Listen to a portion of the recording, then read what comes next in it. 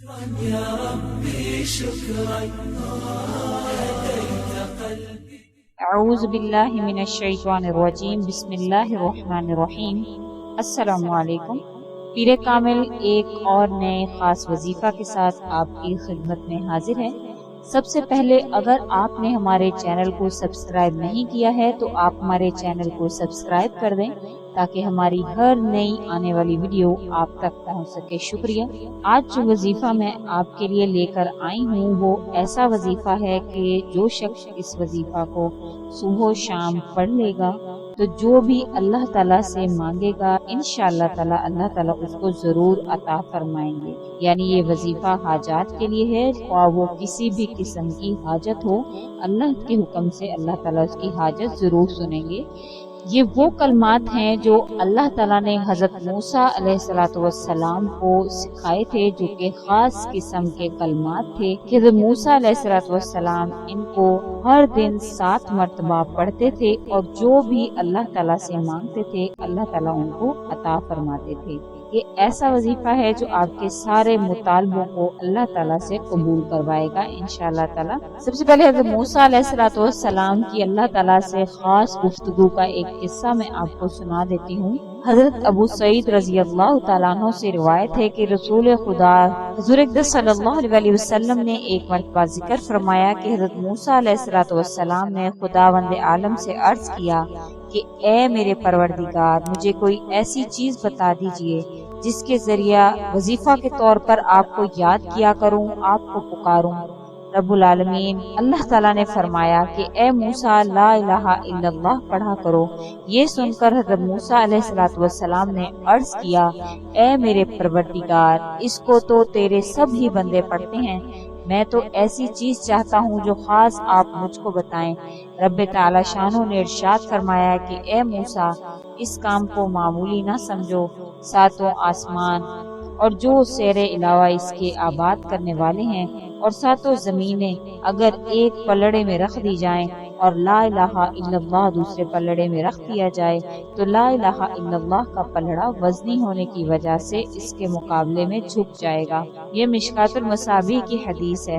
اس کے بعد حضرت موسیٰ علیہ السلام کو اللہ تعالیٰ نے یہ کلمات جو اس وظیفے کی خاصیت ہے، جو اس وظیفے کے کلمات ہیں، اللہ تعالیٰ نے حضرت موسیٰ علیہ السلام کو وہ کلمات عطا فرمائے جس کا فائدہ اور جس کی روحانیت اور اس کا فائدہ یہ تھا کہ حضرت موسیٰ علیہ السلام اس کے ذریعہ سے اللہ تعالیٰ سے جو بھی مانگتے تھے اللہ تعالیٰ ان کو عطا فرماتے تھے۔ اور ان کلمات کو حضور اقدس صلی اللہ علیہ وسلم سے بھی کئی دفعہ نقل کیا گیا۔ حضور اقدس صلی اللہ علیہ وسلم کی متعدد احادیث میں اس کے بارے میں ذکر کیا گیا، جس کو حضرت ابوبکر صدیق رضی اللہ تعالیٰ عنہ سے، حضرت عمر رضی اللہ تعالیٰ عنہ سے بھی کئی دفعہ روایت کیا گیا۔ اور اس حدیث کا حوالہ میں آپ کو دیتی ہوں جس حدیث میں ان کلمات کا ذکر ہے۔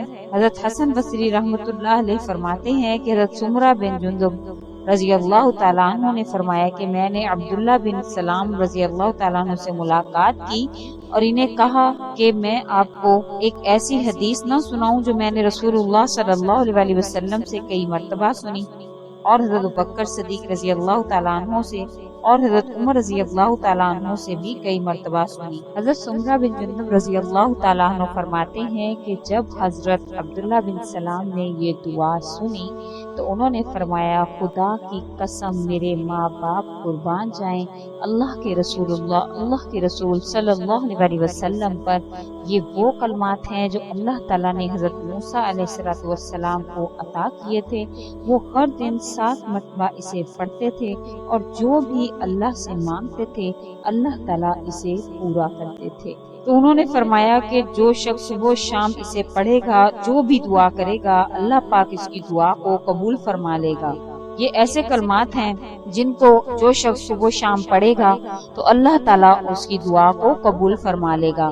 اور وہ جو وظیفہ اور وہ جو کلمات موسیٰ علیہ السلام کو عطا کیے وہ یہ ہیں اللہم انت خلقتنی وانت تہدینی وانت تطعمنی وانت تسقینی وانت تمیتنی وانت تحیینی۔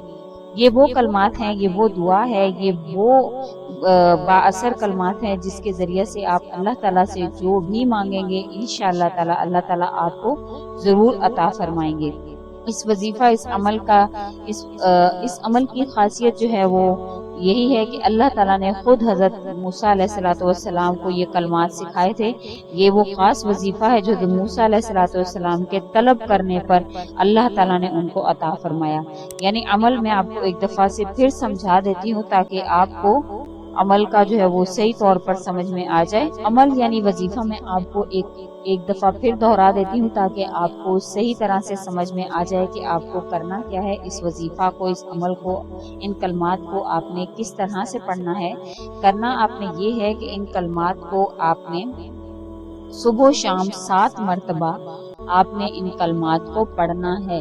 اور اس کے علاوہ اللہ تعالیٰ نے پہلے حضرت موسیٰ علیہ السلام کو لا الہ الا اللہ کا ورد کرنے کا بولا تھا، یعنی کہ یہ کلمات جو 7 آسمانوں اور 7 زمینوں سے بھی بڑھ کر ہیں، تو ان کلمات کے سکھانے سے پہلے اللہ تعالیٰ نے حضرت موسیٰ علیہ السلام کو لا الہ الا اللہ کا ورد کرنے کا بھی بولا۔ تو اس وظیفہ کو جب آپ صبح و شام 7 مرتبہ ان کلمات کو دہرائیں گے، یہ جو آپ کو بتائے ہیں، اللہم انت خلقتنی وانت تہدینی وانت تطعمنی وانت تسقینی وانت تمیتنی وانت تحیینی، جب ان کلمات کو آپ صبح و شام 7 مرتبہ پڑھ لیں گے تو آپ درمیانی وقت میں، درمیانی اوقات میں زیادہ سے زیادہ لا الہ الا اللہ کا ورد رکھیں گے۔ اس کا ترجمہ بھی بہت پیارا ہے۔ اے اللہ، آپ نے ہی مجھ کو پیدا کیا اور آپ ہی مجھے ہدایت دینے والے ہیں، اور آپ ہی مجھے کھلاتے ہیں، اور آپ ہی مجھے پلاتے ہیں، اور آپ ہی مجھے ماریں گے، اور آپ ہی مجھے زندہ کریں گے۔ یہ اس کلمات کا ترجمہ ہے جو بہت ہی پیارا ہے۔ تو اگر آپ اس وظیفہ کو، ان کلمات کو صبح و شام 7 مرتبہ پڑھ لیں گے تو اللہ کے حکم سے پھر آپ جو بھی اللہ سے مطالبہ کریں گے تو اللہ تعالیٰ آپ کا وہ مطالبہ ضرور بضرور پورا کریں گے۔ اس وظیفہ کی کچھ شرائط ہیں کہ اس کو آپ نے، جیسے ہر وظیفہ کی شرائط ہوتی ہیں تو اس وظیفہ کی بھی کچھ شرائط ہیں۔ سب سے پہلے تو یہ ہے کہ اس کو آپ نے یقین کے ساتھ پڑھنا ہے۔